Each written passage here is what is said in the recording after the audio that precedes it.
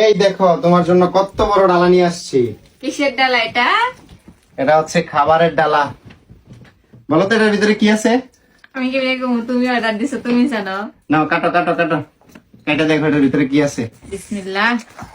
সুমাইয়া হচ্ছে দিন দিন অলস হয়ে যেতেছে, ওর কোনো কিছু রান্না বান্না করতে একদম মন চায় না।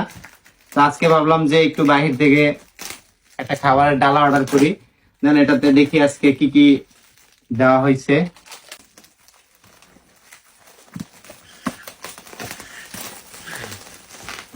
এই হচ্ছে আমাদের খাবারের ডালা।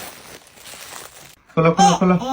এই যে হাতালে দাও, হাতালে আজকে দাও। হচ্ছে বিশাল সাইজের বড় বড় দুইটা রোস্ট। রোস্ট, মুরগির রোস্ট। আর এখানে দেখেন ডিম দিয়ে ভর্তি, ডিম তার সাথে হচ্ছে এগুলো কি, কাবাব। এগুলো হচ্ছে কাবাব। সাইফানের হাতে বসে লাগে মধ্যে হাইতাস। খাও খাও আব্বু খাও, এই নাও এটা তোমার জন্য। খাবা না এটা? কি খাবা তুমি? মুরগি খাবা? এটা খাবা? কোনটা কোনটা খাবা? খাবা? নাও নাও, কোনটা নাও নাও, নাও? কোনটা খাবা তুমি? নাও। ওই যে এটার ভিতরে কি যেন দেখছি, গাজর গাজর গাজর, এই যে গাজর, এই নাও গাজর। এই যে। ওই দেখছো দেখছো। তো এর মাঝখান দিয়ে ফাঁকি দিয়ে আপনাদেরকে বলে দিই, আমি এই কাচ্চির ডালাটা কোথা থেকে অর্ডার করছি। এটা অর্ডার করছি খাবারঘর নরসুন্দি ফেসবুক পেজ থেকে। তো আপনারা চাইলে একদম এরকম ঘরোয়া। ঘরোয়া খাবার যদি যারা খাইতে চান, ঘরোয়া টাইপের, মায়ের হাতে রান্নার স্বাদ। রেস্টুরেন্টের খাবার কেমন না কেমন হয় এটা ঠিক ঠিকানা নাই, বাট এটা আপনারা একদম অথেন্টিক ঘরের একদম মানে একটা স্বাদ পাবেন খাইলে। তো যাই হোক, আমি এখন দেখলে খাইয়া পরে দেখবো মন আসলে এটা পছন্দ। খাইতে কেমন লাগে বা কেমন এটার টেস্টটা কেমন, এটা আমরা খাইলে বলতে পারবো। এই বিশাল বড় আস্ত মুরগিটা তুমি একা খাইতে পারবা? তুমি আসো না, আমি একা খেতাম কে রে? কাবাবটা বেশি ভালো লাগছে। এটা কি জর্দাবাদ না? হ্যাঁ। অনেক মজা।